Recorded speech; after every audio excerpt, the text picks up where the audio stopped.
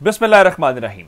लाखों करोड़ों दुरूदो सलाम मोहम्मद मुस्तफ़ा सल्लल्लाहु अलैहि वसल्लम और आले मोहम्मद पर। मैं हूं उमर दराज गोंदल। पंजाब हुकूमत और चौधरी परवेज इलाही ने सरेंडर कर दिया है, हथियार डाल दिए हैं। अब तक की लेटेस्ट अपडेट यह है कि वजीराबाद के थाने के अंदर, थाना सिटी वजीराबाद जो है, वहां पे बिल आखिर 4 दिन के बाद इमरान खान के ऊपर जो हमला हुआ उसकी FIR दर्ज कर ली गई है। लेकिन FIR दर्ज करते हुए बरसगीर की 124 साला तारीख बदल दी गई है। इस मुल्क में कानून हार गया है, इस मुल्क के अंदर तारीख हार गई है, लेकिन इस मुल्क के अंदर कम से कम ताकत मान लें कि आज जीत गई है। कैसे? सबसे पहली बात यह है कि इस FIR का मतन क्या है, इस FIR में किस किस को नामजद किया गया है, और अवामी सतह पे इस लम्हे तक जब आप वीडियो देख रहे हैं और मैं वीडियो बना रहा हूं, इस वक्त तक वो FIR पब्लिक क्यों नहीं की गई, आप या मुझ तक FIR क्यों नहीं पहुंची गई, उसमें आखिर है क्या? पहली बात यह है। फिर उसके बाद क्या इमरान खान और तहरीक इंसाफ इस FIR के ऊपर खुश हैं, क्या उन्होंने कबूल कर ली है, या उनका रद्देमल क्या है? ये इंपॉर्टेंट बात है। मैं आपको पहली बात ये बताना चाहता हूं, चूंकि सुप्रीम कोर्ट ने आज कहा था कि अगले 24 घंटों के अंदर अंदर आप FIR दर्ज करें, और FIR दर्ज करके चूंकि आप शवाहिद को जाया करने वाली बात है, ये कैसे हो गया? तो वहां पे तो IG ने ये कह दिया कि जनाब मुझे पंजाब हुकूमत रोक रही है। मोनिस इलाही ने फौरी तौर पे बताया कि पंजाब हुकूमत ये नहीं कह रही FIR दर्ज ना करो, पंजाब हुकूमत यह कह रही है कि पुलिस की मुद्दत में FIR दर्ज ना की जाए। पुलिस ये कह रही है कि नामालूम अफराद के खिलाफ FIR दर्ज ना की जाए। उसके बाद जमान पार्क के अंदर मैं आपको पिछली वीडियो में डिटेल में बता चुका हूं कि इमरान खान की और चौधरी परवेज इलाही की 2 मुलाकातें हुई। इमरान खान को मनाने की कोशिश की गई। इमरान खान का अटल फैसला था कि 2 टोक फैसला था कि अगर FIR होगी तो उन तीनों नामों, शहबाज शरीफ, राना सनाउल्लाह और फौज के आला अफसर, जिनके बारे में आज इमरान खान ने नया लफ्ज इस्तेमाल किया, फौजी ब्यूरोक्रेट, उनका नाम होगा तो FIR कबूल करूंगा, अदरवाइज नहीं। अब जरा इस बात के ऊपर आते हैं कि इस FIR के अंदर क्या वो नाम शामिल हुए हैं, नहीं हुए, क्या हुआ? चौधरी परवेज इलाही की दोनों मुलाकातें जब काम नहीं आई तो बिल आखिर कोई 11 बजे के आसपास ये FIR दर्ज हो गई। पहले जराए से खबरें चलवाई गई। अब ये FIR के अंदर हुआ क्या है? FIR के अंदर जो दफात लगाई गई हैं वो कत्ल, इक़दामे कत्ल, दहशतगर्दी की दफात शामिल है। और नवीद, जिस शख्स को गिरफ्तार किया गया था, वो तोता जो बोलता है, जो वाकई के फौरन बाद जिम्मेदारी लेता है, अब गिरफ्तारियां भी कर रहे हैं। अब एहसन भी गिरफ्तार हो गया, वकास भी गिरफ्तार हो गया, फैसल भी गिरफ्तार हो गया, सारे हो रहे हैं। लेकिन चूंकि अवामी गमो गुस्सा कम करना था तो वो नवीद को इस मुकदमे में फिलहाल नामजद किया गया है। और नामजद करने के अलावा इस FIR को, अंदाजा ये करें कि कैसी FIR है, इस FIR को फौरी तौर पर सील कर दिया गया है। सील करने का मतलब यह होता है कि इसको अवामी सतह के ऊपर मीडिया को, आम आदमी को, किसी को एक्सेस नहीं दी जाएगी। क्यों? उसकी वजह यह है कि जनाब सुप्रीम कोर्ट में सुबह, चूंकि अदालत ने कहा हुआ है कि 24 घंटे के अंदर अंदर आपने FIR जो दर्ज करनी है, तो सुबह सुप्रीम कोर्ट के अंदर ये FIR पेश की जाएगी, उसके बाद इसको पब्लिक किया जाएगा। चलें, अब क्या वो 3 नाम जो मैंने आपको बताए हैं, क्या उनको नामजद किया गया है? तो मैं आपको बताना ये चाहता हूं कि पाकिस्तान तहरीक इंसाफ की जानिब से जो मुदई जुबैर न्याजी साहब हैं, उन्होंने जो दरखास्त दी थी,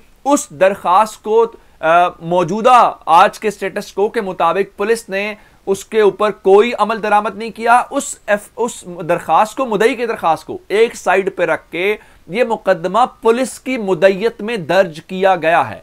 यानी सिर्फ और सिर्फ 100 मोटो से बचने के लिए जो आज सुप्रीम कोर्ट ने कहा था, यह सारा कुछ किया गया, कानूनी तकाजे इसके अंदर पूरे नहीं किए गए। अब अंदाजा इस बात से करें कि ये एक तो हो गया नवीद, बाकी हो गया नामालूम मुलजिम। अब नामालूम अफराद के खिलाफ FIR दर्ज हो गई है। अंदाजा इस बात का करें कि एक शख्स शहीद है, मौजम गोंदल, उसके अलावा 14 अफराद जख्मी हैं। उन 14 अफराद में जख्मी में से एक मुल्क का साबिक वजीर आजम और मुल्क की पार्टी और इस सूबे की हुकूमत का जो है उनका सरबरा, उसके होते हुए एक शहीद, 14 जख्मी, 15 अफराद जो इस वाक़े के अंदर बराह रास्त मुतासिर हैं, उनके बगैर ये FIR दर्ज की गई है।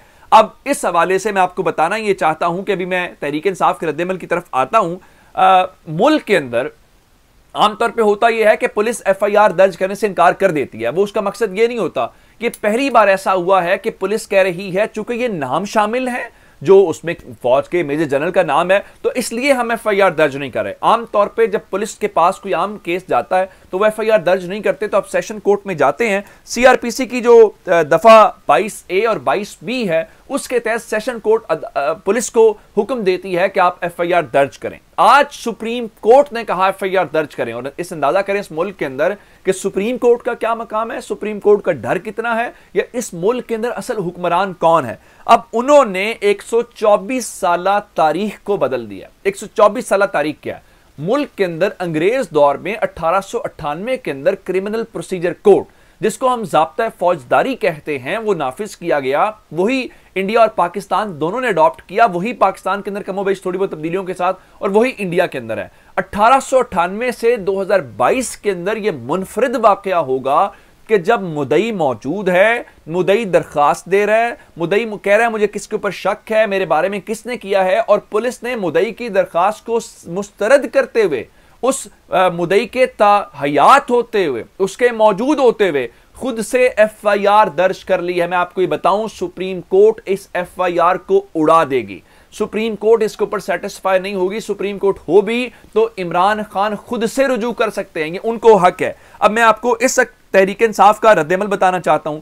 फवाद चौधरी साहब के मुताबिक, तहरीक इंसाफ के मुताबिक, अगर उसमें शहबाज शरीफ और राना सनाउल्लाह और फौजी जर्नैल का नाम शामिल नहीं होगा तो उनके लिए ये एफआईआर काबिल कबूल नहीं है, और उनके नजदीक ये कागज का एक बेवुक्त टुकड़ा है। और अब से थोड़ी देर पहले इमरान खान के भांजे हसन न्याजी जो हैं, उनके मुताबिक, उनके मुदई जो जुबैर न्याजी हैं, उनके मुताबिक उनकी एफआईआर दर्ज नहीं हुई। मैं आपको पाकिस्तान बार काउंसिल के वाइस चेयरमैन साबिक जो आबिद साकी साहब हैं, उनके मुताबिक ये कानून पुलिस को इजाजत नहीं देता कि वो किसी भी मुदई को ये कहे कि आप ये नाम निकाल दें, आप ये नाम डाल लें।